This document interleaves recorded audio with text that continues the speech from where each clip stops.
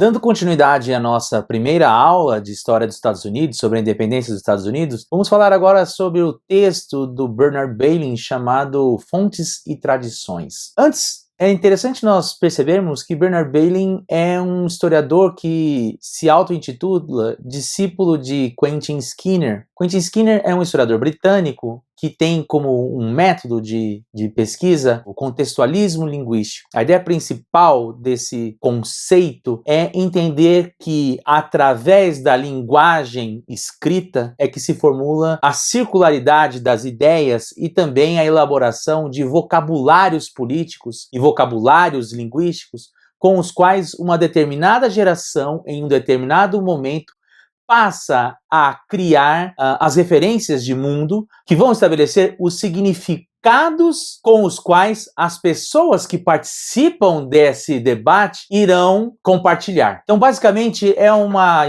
história que concebe a leitura dos textos escritos por vários autores de um mesmo período, em diálogo, na busca pela identificação de um vocabulário único que permita entender o que aquele grupo pensava ou passou a pensar sobre um determinado assunto e como aquilo pautou as suas ações. E nesse ponto de partida, esse pensamento, essa linguagem, é em si uma ação geradora do próprio contexto, não apenas do contexto linguístico. Tá ficando um pouco complicado, mas eu gostaria só de fazer essa ressalva, porque isso diz bastante respeito da maneira como Bernard Bailyn vai trabalhar a sua abordagem a respeito da independência. Por exemplo, assim como Francis Cogliano, para o Bernard Bailyn, só é possível você entender o processo de independência se voltarmos a 1763, que é o final da Guerra dos 7 Anos. No entanto, o Bernard Bailyn não vai falar sobre as novas taxas e regulamentações, o que nos faz defender ainda mais aquela nossa primeira perspectiva, de que as tarifas e as novas regulamentações são apenas parte dessa história. Para o Bernard Bailyn, entre 1763 e 1776 é o momento em que se está construindo uma visão do mundo americana que existia parcialmente elaborada antes dessa data e também de maneira fragmentada. Ou seja, os elementos que compõem essa visão de mundo, que depois vão ser socialmente partilhadas, ou seja, a criação de um vocabulário comum sobre o que é liberdade, sobre o que é ser americano, sobre o que é ser inglês, sobre o que é ser súdito, sobre o que é ser cidadão, enfim, uma série de significados diferentes para palavras diferentes, só vão ser construídas ao longo de todo o debate que foi sendo travado por conta das ações inglesas e tudo mais, mas também articulando uma série de referências que já existiam na colônia, porém estavam presentes de maneira desarticuladas. A partir de 1763, paulatinamente, tais ideias começam a se fundir e vão dar origem, então, a uma visão hegemônica. E é a conversão dessa visão em uma hegemonia que explica a possibilidade da independência enquanto um discurso a ser comprado pela maioria dos colonos. Aqui uma pequena observação que eu não falei no outro vídeo e deveria ter falado. É bem verdade que nem todos os colonos americanos eram favoráveis à independência. Teve muitos lealistas que lutaram a favor da coroa e que eram contra a independência. Assim como haviam ingleses na Inglaterra que compraram esse discurso da independência e viam com bons olhos a independência e as reivindicações dos colonos americanos. Sendo assim, se essa visão de mundo foi formada entre 1763 e 1776, aglutinando várias tradições que estavam antes soltas nas colônias, quais seriam essas tradições? Bernard Bailyn nos aponta 5. A primeira seria a Antiguidade Clássica, a segunda seria o Iluminismo, a terceira seria o direito consuetudinário inglês, a quarta seria o Puritanismo e a quinta, por fim, o pensamento radical Whig. Como nós vamos ver até o final desse vídeo, esse seria o grande responsável por amalgamar todos os outros em torno de um mesmo discurso. Geralmente, quando se fala das influências ideológicas da independência, a antiguidade clássica é algo bastante recorrente. Isso porque a própria necessidade de se pensar ideias como república já levariam a uma retomada do pensamento clássico. Por exemplo, a história do ditador Cincinnatus era bastante conhecida, inclusive por George Washington. Existiam peças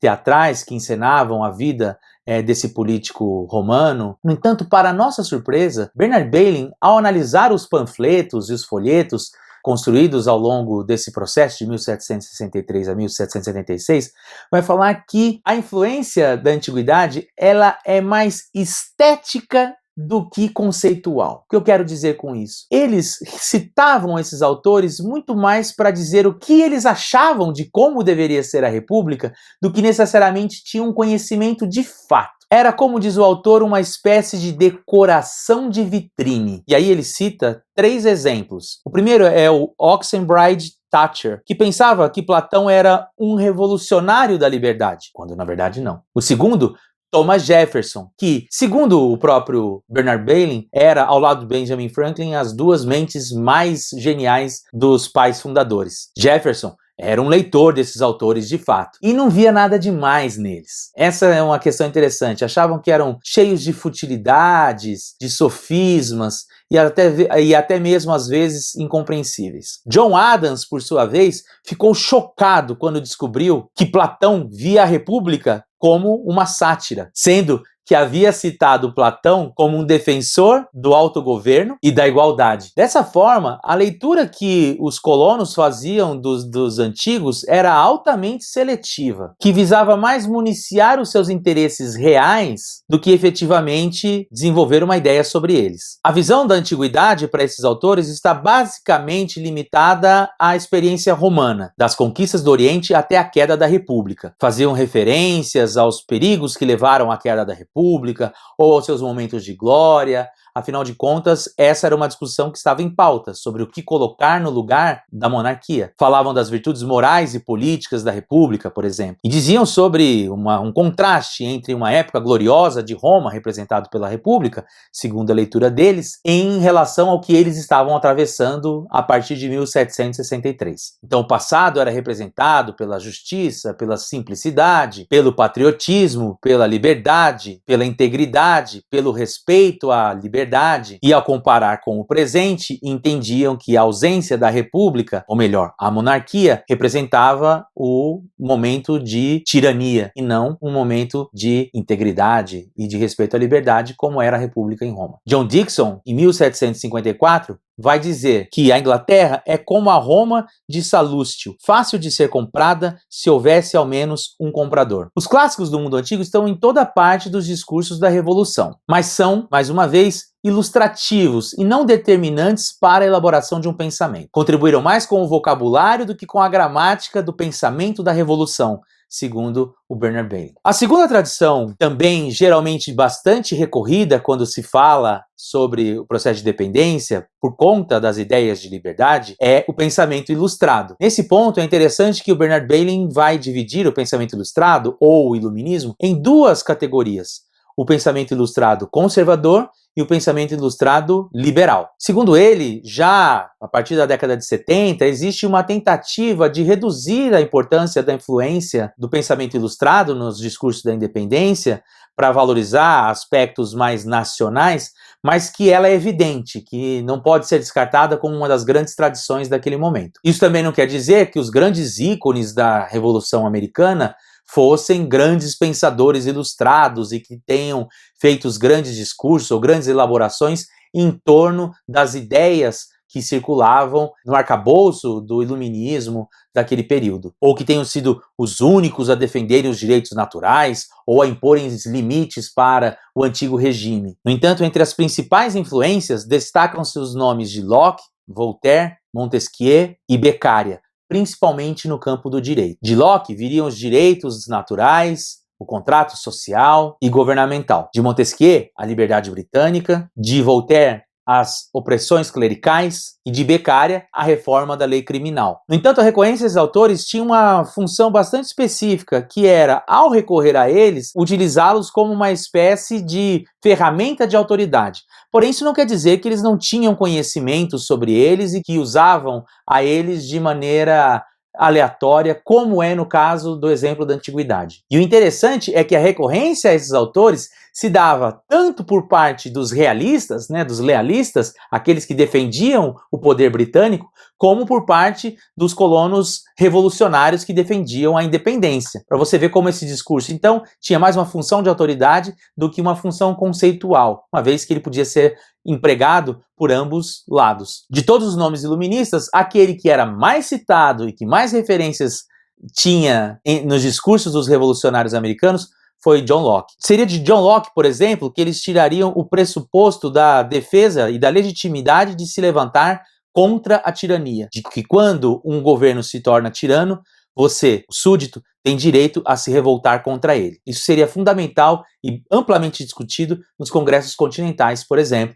como nós vimos no vídeo passado. Juntamente com a antiguidade, com o iluminismo, uma terceira grande fonte de influência e tradição foi o direito consuetudinário britânico, que seria a lei dos costumes. Acho que para quem viu o último vídeo fica bastante evidente. Esse era um discurso que estava bastante presente a partir da ideia de não taxação, mas também sobre a necessidade de que as leis fossem respeitadas de acordo com os costumes, mas também por conta da ideia de que a soberania partia do rei e que eles tinham autonomia para a elaboração de um autogoverno e das suas próprias leis, respeitando então as tradições dos colonos. No entanto, isso opera mais no discurso jurídico e na tentativa de construção de uma legitimidade que dava aos colonos, perante ao mundo, o direito de se tornarem independentes. Uma reivindicação de tradições e de autonomias para a elaboração das suas próprias leis, que,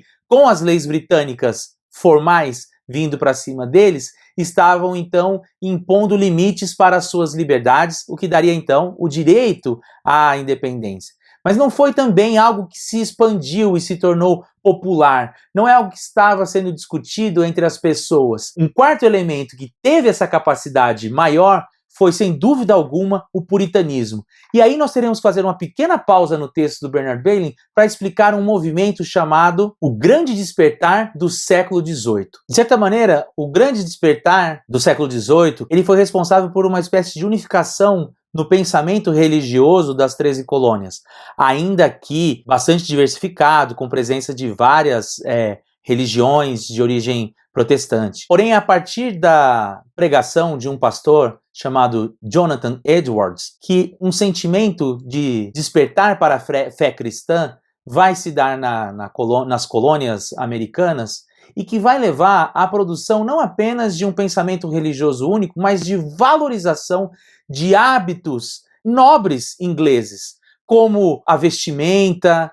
mas principalmente no campo das letras e da cultura. A busca pela leitura da Bíblia levou à expansão da imprensa, alfabetização, as pessoas passaram a se alfabetizar mais, passaram a ler mais a Bíblia, o que vai impulsionar então a imprensa, como eu já mencionei. Essa busca por uma ilustração que permitisse se aproximar mais de Deus vai fazer com que os colonos americanos, tivessem também um despertar mais para um estilo de vida aristocrático, que vai se refletir tanto nas roupas, nos hábitos alimentares, nos hábitos de consumo, na elaboração das casas, mas também na difusão da alfabetização e do ensino superior. Não é por menos que, antes do Grande Despertar, nós tínhamos apenas 3 universidades nos Estados Unidos: Harvard, William & Mary e Yale. E depois do Grande Despertar,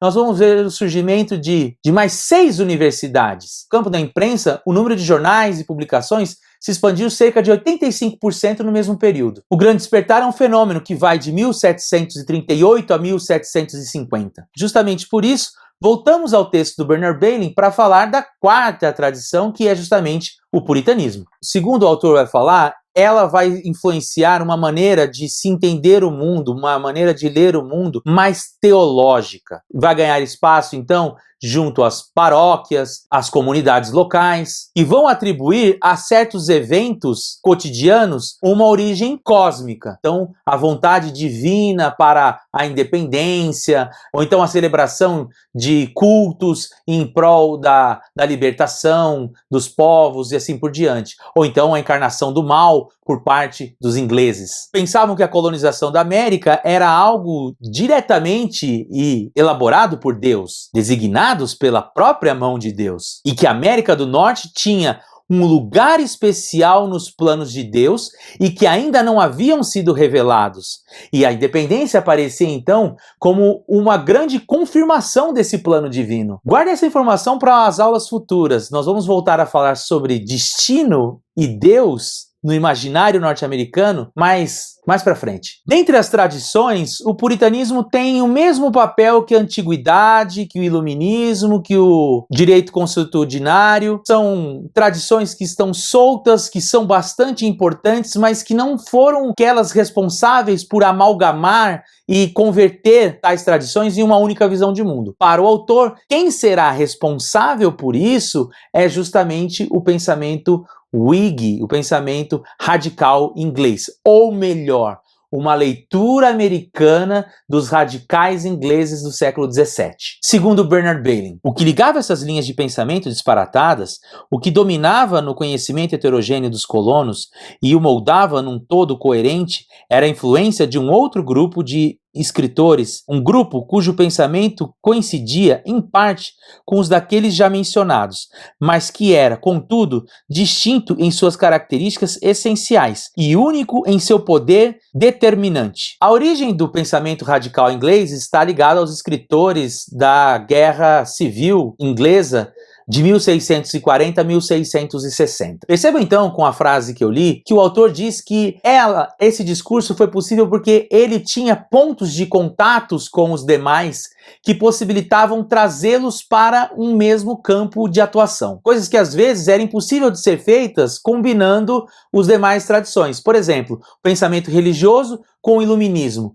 Como é que a gente faz essa ligação? Essa ligação ela é feita pelo pensamento radical. Os principais autores que influenciaram nesse momento foram Harrington, Henry Neville e John Milton, que eram vistos como mártires da liberdade civil. É interessante que então, na época do Grande Despertar, com a influência dessa nova imprensa que vai surgindo, esses autores passarão a ser republicados nos Estados Unidos, apesar de ingleses lá de 1640, 1660, a partir de 1750. E o interessante é que vários autores da Antiguidade Clássica também serão traduzidos por esses releitores dos clássicos, dos radicais britânicos, o que faz com que houvesse então uma aproximação de defensores de liberdade, da república e tudo mais, como pertencentes a uma mesma tradição do pensamento ocidental. Outra ponte interessante entre o pensamento radical e o pensamento antigo é justamente o fato de que vários desses autores se identificavam como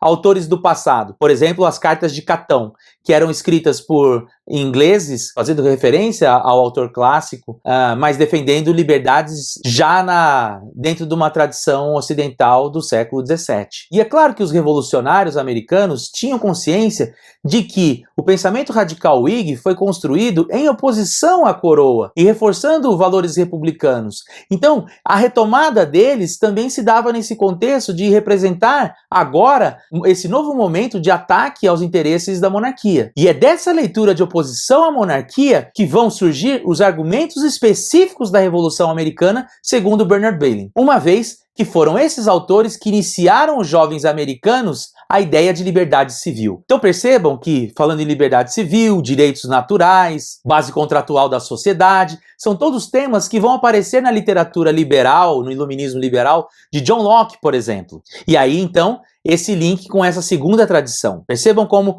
o amálgama vai sendo construído pelo Bernard Bailyn. De certa forma, os pensadores radicais deram uma linguagem mais palatável às ideias liberais e foram grandes divulgadores da mesma. Afinal de contas, Por serem radicais, defendiam algumas ideias com mais ênfase, atentando, por exemplo, para o excesso da tradição, a recorrência à corrupção e a perda das virtudes. Eram opositores da Revolução Gloriosa, aquela que garantiu o poder monárquico e o estabelecimento do parlamentarismo na Inglaterra. E nesse caso, garantiu poderes ao parlamento, mais um inimigo dos americanos. Ou seja, os escritores radicais também já diziam que o parlamento era corrompido naquela época. Sendo assim, a corrupção era o principal tema desses autores e que vai ser incorporado pelos revolucionários de então. Outra coisa importante sobre a corrupção e que vai servir para os revolucionários é que a corrupção torna necessário um Estado que arrecade mais para ter mais recursos para serem roubados. E nesse ponto, o primeiro-ministro tudo o que fazia era criar mais impostos para manter a sua máquina de corrupção, de votos e o seu poder. Percebam, mais um dos elementos que vão ser bastante importantes nessa discussão sobre qual é o poder do parlamento e porquê dos impostos. Então, os impostos na América também tinham outros motivos, manter a corrupção na Inglaterra. E nesse ponto, ele se vincula com a terceira tradição, do direito consuetudinário, ou seja, a busca pelo retorno de um direito anterior à formalização das novas regras e dos novos acordos estabelecidos pelo próprio parlamento. Nesse ponto, essa retomada de princípios anteriores, de valorização dos grupos que fundaram a América e das tradições e das leis por eles criados, vão ser também dialogar com essas reivindicações que aparecem da leitura que é feita pelos colonos, dos autores radicais do século XVII.